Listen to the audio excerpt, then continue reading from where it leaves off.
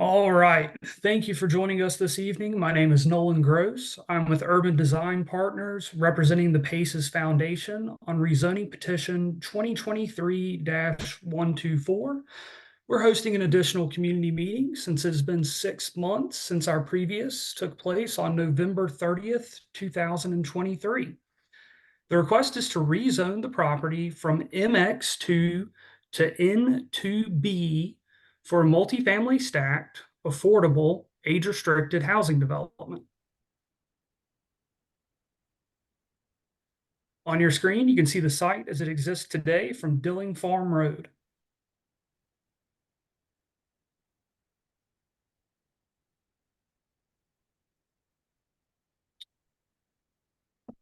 So throughout the presentation, feel free to ask any questions utilizing the chat feature. Sam, since it's just us, being myself and Kevin DeQuatro, part of the petitioning team, at the end of the presentation, feel free to unmute and we can have a casual conversation and Q&A about the proposal.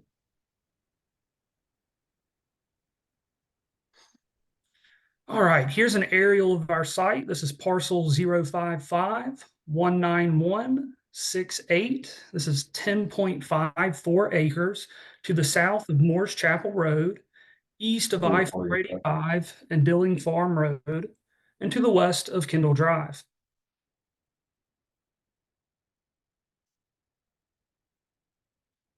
Here's an additional aerial of the property. You can see the property lines and an existing creek, which is on the eastern edge of the property. It is currently vacant and heavily wooded.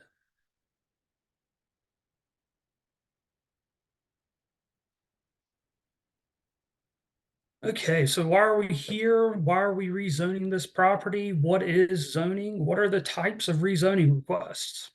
So zoning is the city's method of classifying land by usage. It promotes development in a smart, reliable fashion.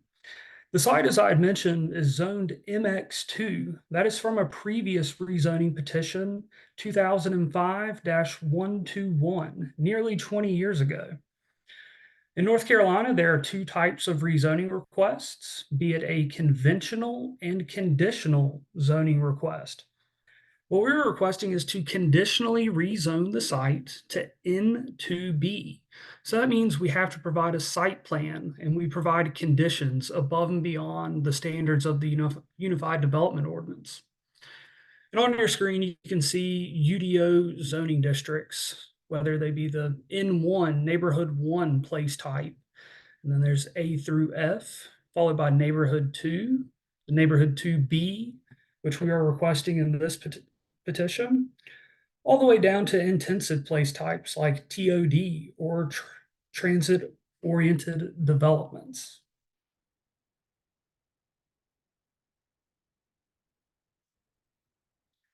A few other relevant planning items are the Charlotte 2040 Comprehensive Plan.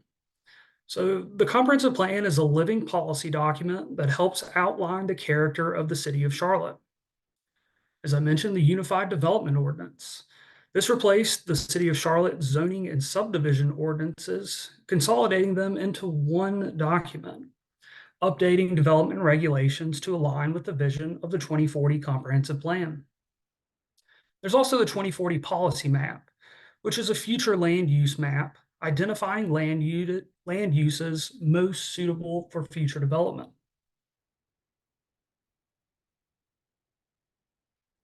Here's the current City of Charlotte zoning map and zoning districts in the area. Our site, you can see, is zoned MX2 and is currently entitled for 144 multifamily units. There's also various districts, neighborhood 1, A through D, NS, neighborhood services, and CG, which is a general commercial zoning district.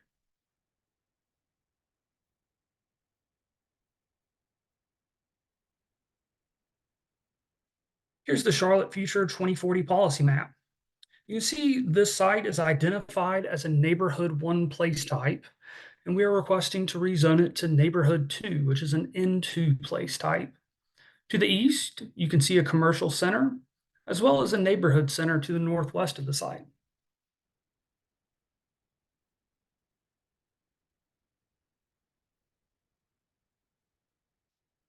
So as I mentioned, we held an initial community meeting on November 30th, 2023. Based on this time lapse and updates to the rezoning plan, we're hosting this additional community meeting tonight, May 29th, 2024. So our initial plan showed up to 140 affordable age-restricted units across 2 buildings, each approximately 16,500 square feet, respectively. And jump ahead to the rendered site plan that we showed at that meeting. This showed a proposed public roadway with a sidewalk accessing Morse Chapel Road internally to the site, with large tree save area or green area plan east, as well as a proposed BNP and landscape yard surrounding the site.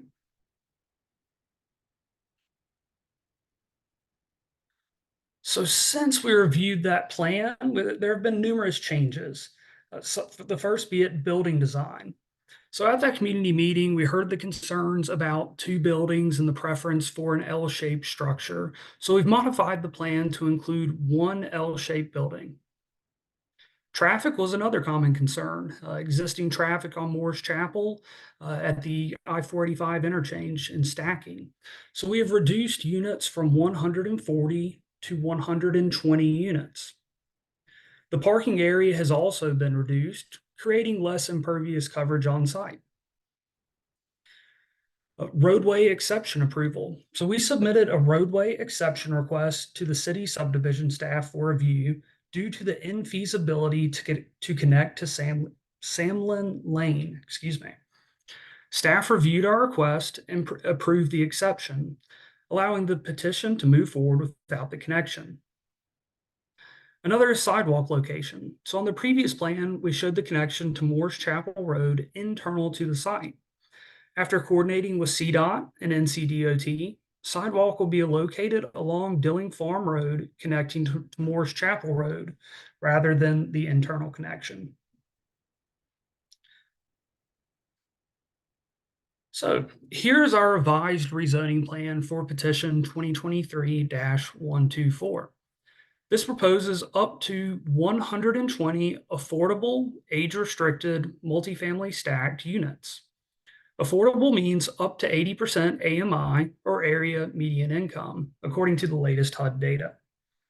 Age restricted, as defined in this petition, means a community intended and operated for regular occupancy by persons 55 years of age or older, such that 100% of the units have at least one occupant who is 55 or older.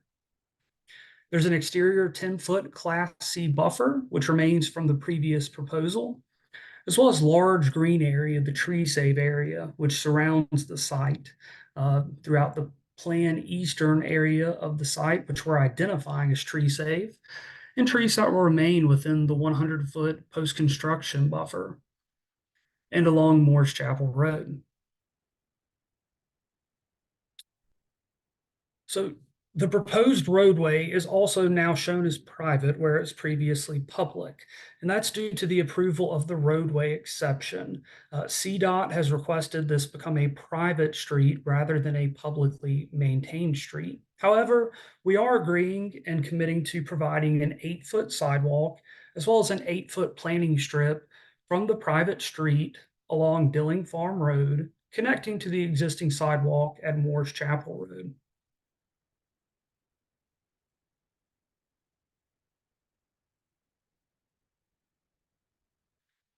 So an updated petition timeline for this evening, May 29th, we're hosting an additional community meeting. We're anticipating to go before a public hearing at the next city council meeting on June 17th, 2024. This will be followed by the zoning committee meeting where we would receive a recommendation on the project, which will take place July 2nd, 2024, and ultimately a possible council decision August 19th, 2024. Here's my contact information. Again, my name is Nolan Groce with Urban Design Partners. You can reach me at ngroce@urbandesignpartners.com or call me at 704-334-3600. 3303. And as with our previous meeting, this is being recorded and it will be posted online at our website, urbandesignpartners.com/rezoning. So with that, I will jump back to our rendered site plan. Sam, Kevin, feel free to come off mute. We can have a casual conversation. There's only the three of us on the call today. We're happy to answer any questions that you might have. Hey, and Nolan, Steve's here, and Lexus on our side too. Awesome. Thank you, Kevin.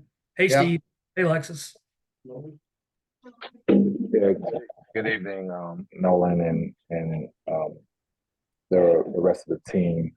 Sam Smith here. I first want to just start by just for the record, I think it's important for me to state this. I actually live in the development right next to this, behind the strip with the Food Lion and CVS and all of those. A lot of people, I know for sure, I did not ask two of my neighbors. None of us received the rezoning notification for tonight's meeting. My neighbor who lives in Pawtucket, which is at least a half a mile to a mile deep in, was the one who reached out to me and asked me if I would be joining this call this evening. So they received it on that side, but us who live literally directly next to this development, we never received the rezoning letter for this specific meeting this evening. So I wanted to just put that on the record for you guys. Thank you for presenting this, and thank you for some of the concerns that we had back in November when you all had the original meeting, and we came to you asking you all to reduce the amount of units, because obviously we were mainly concerned about the traffic. I think this is a good development for this specific area. I prefer to see this over a hotel or warehouse or whatever else that they build that's really more so disruptive to the community. But the only pushback and concern that I have, and I think this is the same thing that I had in the original meeting back in November, the only pushback and concern that I have is when you come from that Dillon Farm Road, if you zoom in on the map, you will see that it's the freeway. That's the freeway exit right there, and that freeway exit is fairly busy. When you come out of Dillon Farm Road, and make a right, there is a small gap right there, and then there's a right turning lane that goes into the strip.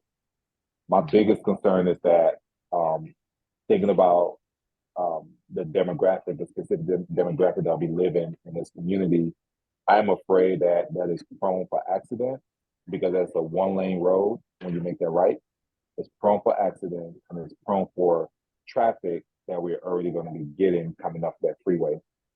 So one of the things that I remember asking you all is that if you all can create a lane that's connecting from where the entrance of the strip is, that comes all the way to Dillon Farm, so someone can still make the right without necessarily jumping into the Morris Chapel lane right away. They can make that right, go up a little bit, and then come into Morris Chapel. I didn't hear, and if that's part of the road improvement that you all are doing, and I missed that, I apologize, but I didn't hear anything about that.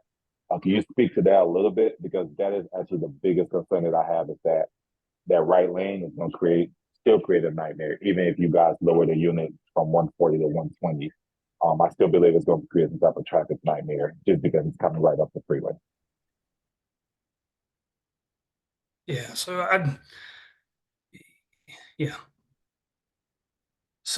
yeah, Sam, there's an existing right turn lane into that commercial center, as you mentioned, and I know it's a little hard to see with this shadow, but yeah, it does curve out to the existing through lane. It could be possible, if you can follow my mouse, if I've got it on the right screen, there may be room within the existing asphalt on site within the right of way, to incorporate the turn into this existing dedicated right turn lane, to almost then act as a acceleration lane, allowing traffic to speed up and then merge into the through lane on Moore's Chapel. Is that that kind of aligning with what you envision? Correct. Yes, because there is already a turning lane that goes to the strip, and you all can connect that lane all the way to Dillon's farm to allow folks that are coming from Dillon's farm to just connect to that lane before they merge over. Because right now, how it's stationed is that a person on Dillon farm, you can only go right, you can't make left for the obvious reason. A person on Dillon farm will be stuck on Dillon farm until the traffic clears up a little bit. Well, the traffic coming up the freeway, typically it's not going to clear up unless it's nighttime. And I live there and I see it all the time. So if you all can connect that lane to give folks kind of like a move up a little bit when you come from Dillon Farm and then continue on, I think that will help us a little bit with alleviating the traffic that could possibly happen right there. So yes. Yeah, no, we appreciate the comment and feedback from a local resident. You know how the traffic patterns operate, and I'm happy to reach out to Hassan Malik with NCDOT to float this idea and see what his thoughts are. My, you know, me, I'm not a traffic engineer looking at this. My only concern would be the existing purpose of this being a right turn lane. If we connected here, would traffic try to merge down and figuring out how we make sure there's a little bit of protection before that merge starts? But that's something we could coordinate with NCDOT. Nolan, Yes. this is Steve being, oftentimes they put like one of those little, triangle, medians in there, the kind of that prevents that merging traffic from immediately getting into those right lanes. Maybe that's something that can be proposed. Cause that's, not an entirely intrusive cost. Of course, it'd be 100% up to the DOT if that would be allowed. You know what I'm talking about? Yeah, it's like a thin strip, and you can put reflectors and different things on. Yeah. Sort of, so you put like a, not even a main board, it's, sort of, just a small little median that, usually triangulated of sorts, so they can't cut over without, running over it. And that gives the people coming from that road a little bit of time to get that acceleration so they can either merge or turn right. They don't have to fight traffic that's going to try to immediately hit that turn right. Yeah, Nolan, can you great repeat idea. what was said for me? I'm having a hard time hearing. Yeah, whoever so was speaking. what they were recommending, what Steve was recommending, sometimes you'll see them in a lot of downtowns, is a thin concrete strip that has vertical, either bollards or a reflective vertical striping. So that could act as somewhat of a median to prevent cars from merging into the right turn lane, and it would give sufficient space for cars turning right onto Moore's Chapel Road to accelerate without having traffic merging down on them immediately as they turn right onto Morse Chapel Road. Okay, that sounds good. And the other piece I'll add to that, if you all could do that, I think that would be good. But the other piece I'll add to that, if you look further down, like where the CVS is, that's Kendall and Morse Chapel Road, there is a red light from a previous development. They've committed to build a red light right there. So again, as part of my theory is that once you get that red light right there, it's going to help with traffic flow a little bit, primarily coming from Morris Chapel going towards 485 and not 485 going towards Pawtucket. But whenever that light changes and you have a few folks on Dillon Farm, that's the other concern I have. That's part of where I think that the traffic bottleneck will happen if we don't put that transitional lane there, if possible. So if you all can inquire on that, see if that's possible, I will truly appreciate that. And Sam, that light's at Kendall Drive, isn't it? Correct. It's going to be at Kendall and Morris Chapel. Okay.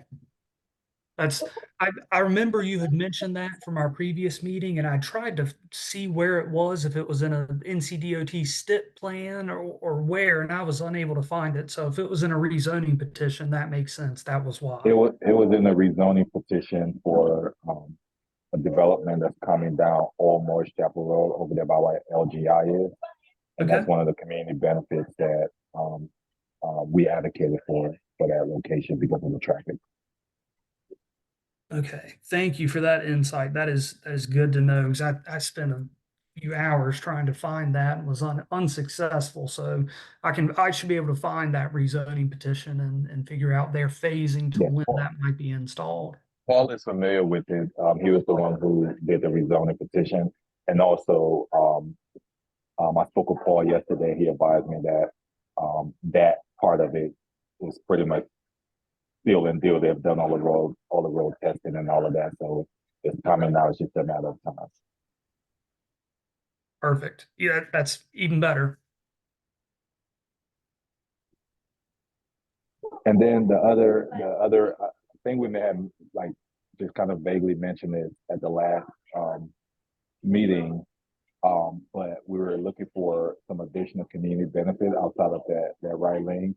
One of the things that I had asked, or maybe included Taylor, who had asked during the first zone in November, was if it was at all possible for you all to um, um, there is a nature preserve kind of like green, not a greenway, but nature preserve track that's right there in the Morris Chapel Village community behind the food line and the subway. We were wondering if you all could connect something like that, connect or build something that will connect that nature preserve from this development. That will allow folks to walk, encourage them to walk through and go to the subway or CVS or whatever. So good, so good.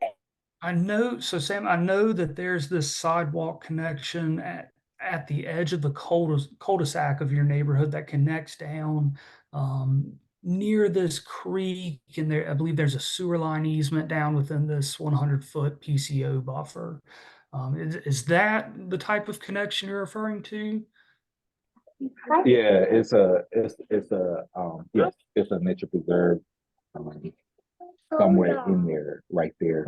I was wondering, I think part of the conversation was if you all could connect this community to that, just from a walk-in and accessibility, because it actually goes all the way right to the side of the food line. I mean, of the subway. So we was wondering if you all could connect something there to allow walkability too.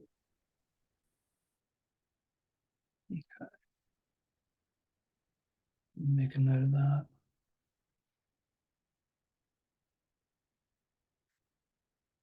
Yeah, so And I think we may have talked about it in November, but I'm not sure how far we got, because I know part of the conversation was outside of the cars, is it possible to connect some type of track across from the development over to the strip? And I know because I walked the development with you all, and I know there's a deep, it's very deep as you get closer to that, and it was going to be hard to do that. So part of the things we talked about was possibly maybe putting a sidewalk, connecting the sidewalk from the entrance in front of the urgent care, and connecting that sidewalk all the way over to the development. So I don't know if that's something that's in the plan or if I missed that, and if I did, how are you all going to connect this development to the strip, to the shopping center? Yeah, so we did discuss that at the previous community meeting, and we looked at that after when we were approaching the Samlin Lane roadway exception with subdivision staff. There's roughly a 40-foot fall from Samlin Lane to the lowest point of the 100-foot PCO buffer.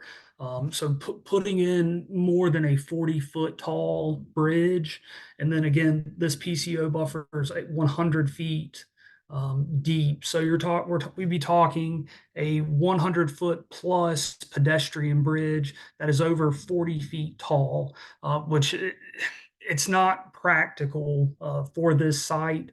And that's why we're providing the sidewalk from internal along the private street, curb and gutter, 8-foot planting strip, and then the 8-foot sidewalk along Dilling Farm Road up to Moore's Chapel. And working with NCDOT and CDOT, we thought this was a better option for the site for that pedestrian connectivity.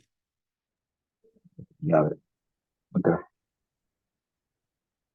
But we agree, as much pedestrian connectivity as we can have. We want this to be a walkable, friendly development, utilizing the commercial features that are right there, the shopping center, the medical office, dentist, and so forth.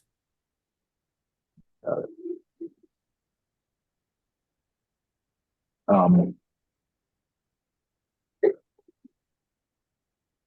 so with you all lowering the amount of apartments per se that will be on the site, what's from the study that you all did, what's the amount of cars that you all project ideally will be the amount of cars that will kind of more from a car flow standpoint that will be connected to this development? Yeah, so that's another good question. So after our previous meeting, we had a formal study done looking at trip generation from the development.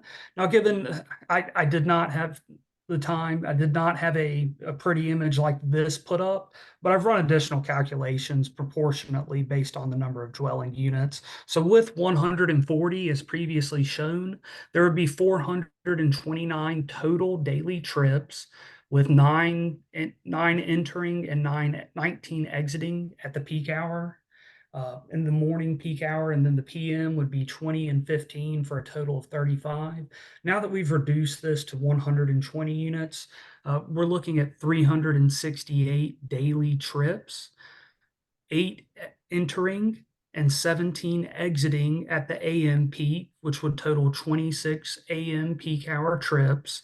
And then in the PM, we would have 18 entering with 13 exiting for a total of 31 peak hour trips. So there has been a reduction even from our previous proposal, which this use being senior housing, affordable housing, has a very low trip generation as opposed Yeah, to traditional. No, I would suggest that those are even aggressive from what we're accustomed to. Sam, I mean, our properties and most of our senior properties, the median age is in the 70s. And since it is lower income, many of our extreme fixed income will have, income levels of varying bands. So some households may not even have a vehicle or rely on public transportation or certainly pedestrian access way to goods and services. So I would even say that those counts that we're looking at are pretty aggressive. Most of our households won't be leaving at peak hours, so they don't have to. 95% of our households won't be working. And the few that do could be working at just small, different kind of related kind of employment. So we're really not going to see that kind of traffic now. I mean, I was thinking more or less along the lines of congregate care senior is what you see here. Where 120, we may have 100 to 110 that have vehicles, and probably half of those won't even use those vehicles on a daily basis. Yeah, Steve, I'm working on a number of similar projects, and the facility operators all say the same thing, is that a large proportion of their residents do not have vehicles, and if they do, they sit on site and are rarely used. Just following the ITE, the Institute of Transportation Engineers. I've seen their stuff all the time, and I've always seen yeah, that's right. So just take their national average and kind of comport it to certain markets. It's like, well, I don't think when you really get down to the affordable kind of funds that we have, these households are really geared towards this is their only option. They need this housing, and they're locating here because of the rent that they can achieve here. They don't travel much, and we're usually getting much older families that are or households that are very fixed income. Yeah, the 55 is kind of misleading. We don't see a lot of 55-year-olds or even 60-year-olds. There won't be enough to constitute the traffic count, the daily count that they're even remotely suggesting there. Okay, got it. And I think this may have came up to in the first rezoning, and I don't think you all have presented kind of like a layout of ideally what the project is going to look like. I know it's affordable, so the building standard may not be as high quality. And the other thing, at least for me and a lot of our neighbors, if we were to go and pull them, is that because this particular development is going to be facing a major highway, we still wanted to look somewhat presentable. I know you all had told me to go look at your project on West Boulevard, which I did look at the project on West Boulevard. It looks really nice. Yeah. But ideally, do you have a mock-up of what this project is going to look like?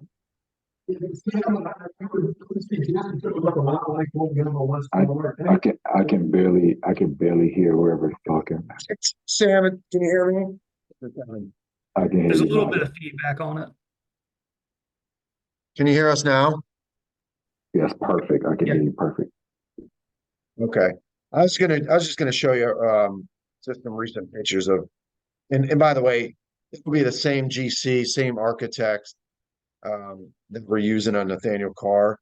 So it's gonna be very similar. So I was just gonna let me just pull up some few pictures, Nolan, and I can show Sam. Yeah, let me get into these settings to allow you to share your screen. Oh, why isn't this doing anything? Let's see. Oh. There we go. Okay. We just got TCOs on our project this week, so we're starting to move folks in on starting Friday. Oh, wow. Okay. Let me show you. All right, I made you a co-host, so I'm gonna stop my share and you should be able to start a share. Let's see. Yes, Sam, but the only thing that may change is sort of the colors on the outside, some of the maybe fenestration may change a little bit just to match more, be more. But generally speaking, this is going to be the quality and. Yeah. Can you guys see that? We can. That's this, you can see we've got a very large pavilion, nice green area. There's a dog running in back. We're building, you can see it here, but a sidewalk on the side. It's a residential walkway. We're putting in a memorial walkway in honor of the Carr family. It's really top notch. In fact, investors have been through the city has been through the church folks, and they're just blown away by the quality of this product. So we would have something very similar. I mean, very similar to this on Kendall, assuming we can get it through and all the funding comes through. This is a look from West Boulevard. I knew that pond is going to be cleaned up and the landscaping is not all being shown here. Most of it is in as of today, but this is from a few weeks ago. Yeah, those are travel pictures. We're gonna have to show them. Yeah. Well, let me show you. Let me show you one other. We have another, Yeah, let me just find it. Hold on, sorry. Just got these today from our interior. If I can find my. Let me know.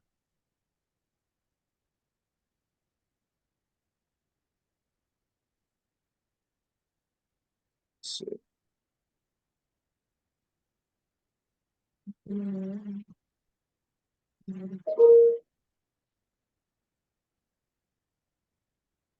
Sorry, guys. 6,000 emails I'm going through. Take your time.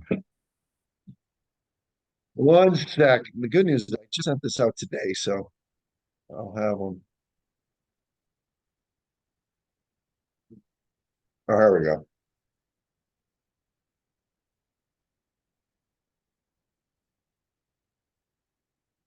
All right, let me share my screen again.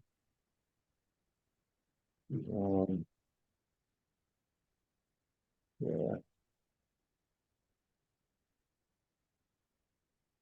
Can you guys see that? Yes. Yes. So this is some of the interior design that we do. We spent over 160 grand just designing the interior of this project.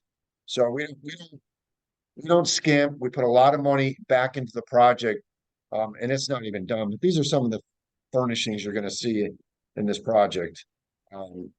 There's no difference between this and than a market rate product. I don't even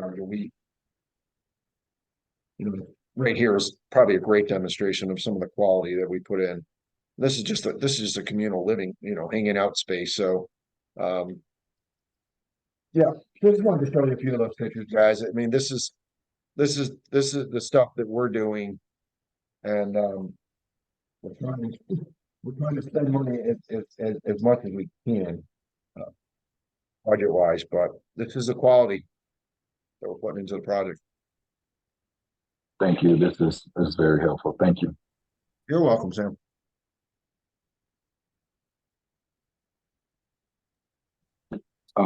That is all my questions and concerns. The biggest one again is just that if you all can include the road improvement to it. I know the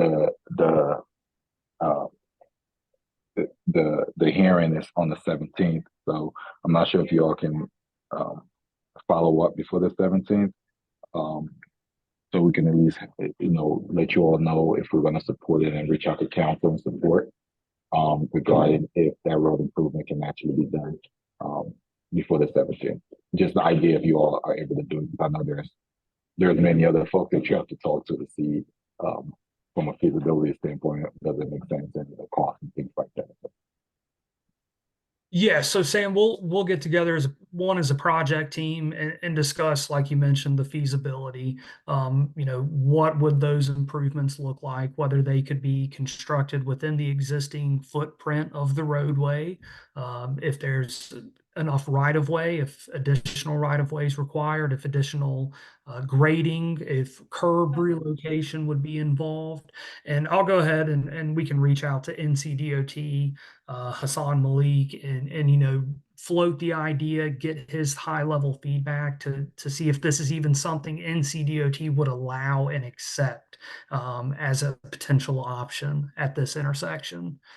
Because ultimately, it being their roadway, they get the final say. So hopefully I can get some feedback from him Understandable. between now and the hearing and pass that along to you. Okay, that's understandable. And remind me again with the nature preserve kind of fake greenway that's connected to the community to the strip. Are you all going to be able to connect something there, or are you saying the buffer is too deep to connect to that nature preserve? I think and Nolan addresses by us walking, we were shocked. It's like a gorge back there. I mean, the vertical challenge. We didn't think of a way to overcome that. Nolan, I think y'all agreed.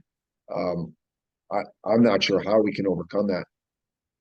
Yeah, the sheer 40-foot drop off from Sandlin Lane to the bottom of the creek it's a major challenge. Yeah, that's understandable. I just couldn't remember what you all said, but that's fine. That's understandable. Yeah, if this were a flat site, we would absolutely do it. There'd be a roadway connection. Unfortunately, we have to work with the topographical constraints that are existing. But no, I always appreciate the feedback and potential options. Okay, thank you. And if I have an additional question, Nolan, I'll reach out to you and Paul. I am giving this out to the community just to kind of share. I don't know if you're able to share this recording with me or the PowerPoint with me, but to get out to the community just to share with them and just kind of get some feedback. Since everybody wanted to make this call and get some feedback and forward that feedback over to you. You all, if there's any. But I know from our last meeting, the biggest concern was the roadway and the connection to the shopping center. So that's very helpful. Yes, and we should be able to have this on our website. Ideally, today's Wednesday evening. We should be able to have this online by the end of the week. So I can go ahead and send you the link via email to where that recording is, and potentially send you a Dropbox share file with the recording. And then you'll have my contact information as well, and you can distribute that. And if any of the neighbors have additional questions, feel free to point them in my direction. I'm happy to have phone calls, set up virtual meetings, meet in person, whatever's need be to address the concerns and needs of the community. All right, sounds good. Thank y'all. Appreciate it. We appreciate you, Sam. Thanks, Sam. All No right, problem. thanks, Take Sam. care. Have a good Thanks, evening. Nolan. You too. Bye bye.